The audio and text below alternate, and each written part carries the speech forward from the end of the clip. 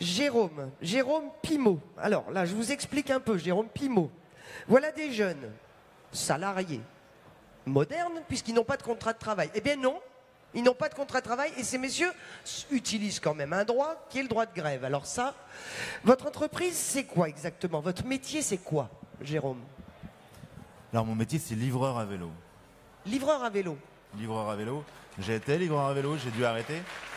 Mais je suis resté au contact de tous les jeunes que j'essaye d'inviter à la lutte parce que pourquoi on lutte en fait. On a beaucoup parlé des salariés. Nous, on n'est plus salariés. On est déjà ce qu'il y a après le salariat, ce que nous propose la loi travail, parce qu'elle parle de nous, la loi travail. Elle va instaurer le travail indépendant. Le travail indépendant, c'est chacun est son propre patron.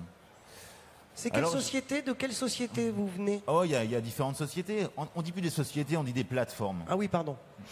Ah bah oui. On dit des plateformes, des start-up, de mise en relation, de prestation de services. Et donc on est des indépendants.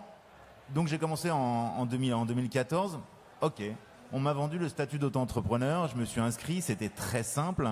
Et puis j'ai commencé à bosser. Donc j'étais mon propre patron, mais il fallait que je signe un contrat entre 10 et 30 pages, avec plein de choses très techniques dedans. On comprend pas tout, hein. On le signe très vite fait. Et puis voilà, on va faire du vélo. Et puis on télécharge une application. Une application qui nous dit quand on doit travailler. Une application qui nous dit où on va travailler, comment on va travailler. Et puis la société nous habille aussi, nous, patrons. Elle nous habille aux marques de sa société. Alors j'ai longtemps travaillé pour Deliveroo, qui est la société dont on parle en ce moment. Mais il y en a d'autres, Foodora, Uber Eats. Donc ces plateformes-là, elles font quoi? Sous prétexte de nous vendre de l'indépendance, de l'auto-entrepreneuriat, en fin de compte, elles décident de tout. Elles décident de tout, ce qui ressemble beaucoup à ce qu'on appelle de la subordination. Et tout le jeu politique, en ce moment, depuis la loi travail, et ça a pris une accélération maintenant, c'est que cette subordination, on est en train de la gommer petit à petit.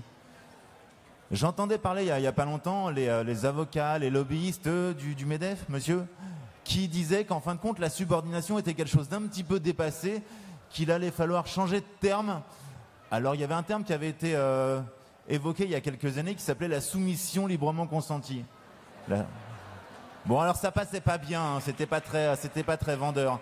Et il y a 2 jours, pour les 50 ans de l'association des journalistes de l'information sociale, il y a quelqu'un qui s'appelle Emmanuel Barbara, une amie du MEDEF, qui a dit il faudrait changer, on devrait parler d'un lien de coopération.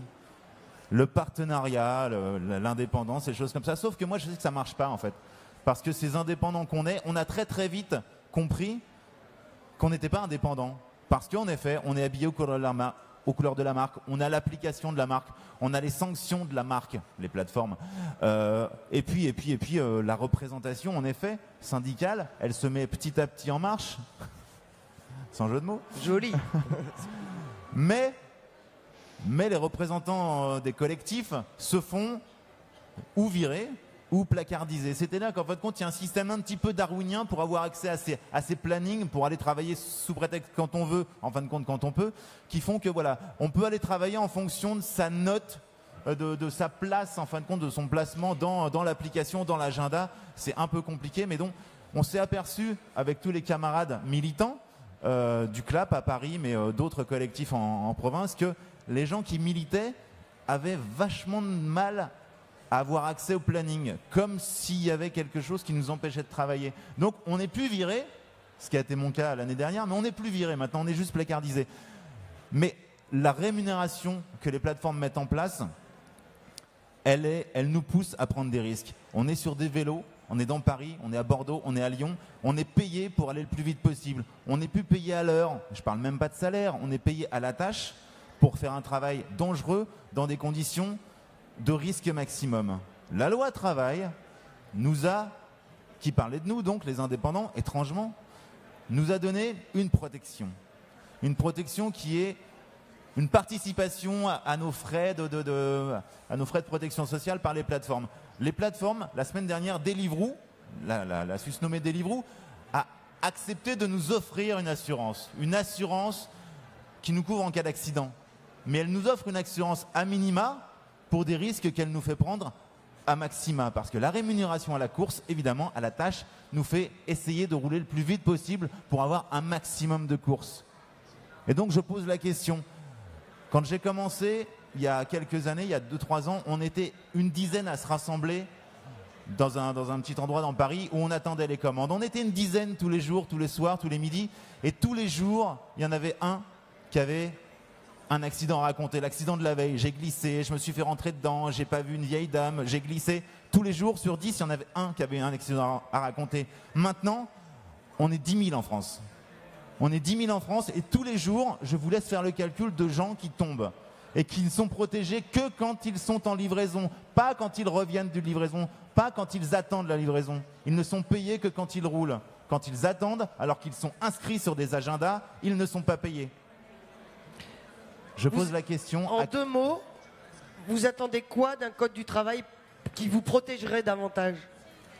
Si les protections qu'on nous fait prendre sont maximales, si les risques qu'on nous fait prendre sont maximaux, il faut que les protections soient maximales. C'est pas parce qu'on est des indépendants qu'on doit être des sous-salariés. Et ça, il y a un moment, il va falloir qu'on y pense vraiment, parce qu'on est dans la rue. On est dans la rue, notre boulot, c'est d'être dans la rue, sous la flotte, un jour comme aujourd'hui. Jusqu'à maintenant, on roule. On roule pour gagner de l'argent. C'est pour ça qu'il n'y a pas beaucoup de livreurs aujourd'hui, samedi, parce qu'ils roulent. En plus, il y a de la pluie, les gens consomment. Mais un jour, on va arrêter de rouler, on va poser nos vélos, on va marcher, et on ne sera pas 10 comme on était maintenant, comme on était hier. On sera des centaines. J'en parlais à quelqu'un qui a 90 ans, qui a connu le Front Populaire, et qui me disait, c'est marrant ce que tu me racontes, le travail indépendant, ça me rappelle les canuts. Les canuts, je ne savais pas ce que c'était. J'ai été voir sur Wikipédia, ceux qui ne connaissent pas, allez voir sur Wikipédia ce que c'était que les canuts. C'était des travailleurs indépendants qui étaient poussés par des patrons, par des négociants en tissu. Les canuts, ils ont arrêté de travailler. Ils sont allés dans la rue au 19e siècle, ils sont morts par centaines. Pourquoi? Pour faire naître ce que maintenant on est en train de lyncher, c'est-à-dire le salariat, le syndicalisme. Ils sont morts par centaines. J'espère que les livreurs ne mourront pas. Ceci dit, ils sont prêts à tout. Merci Jérôme.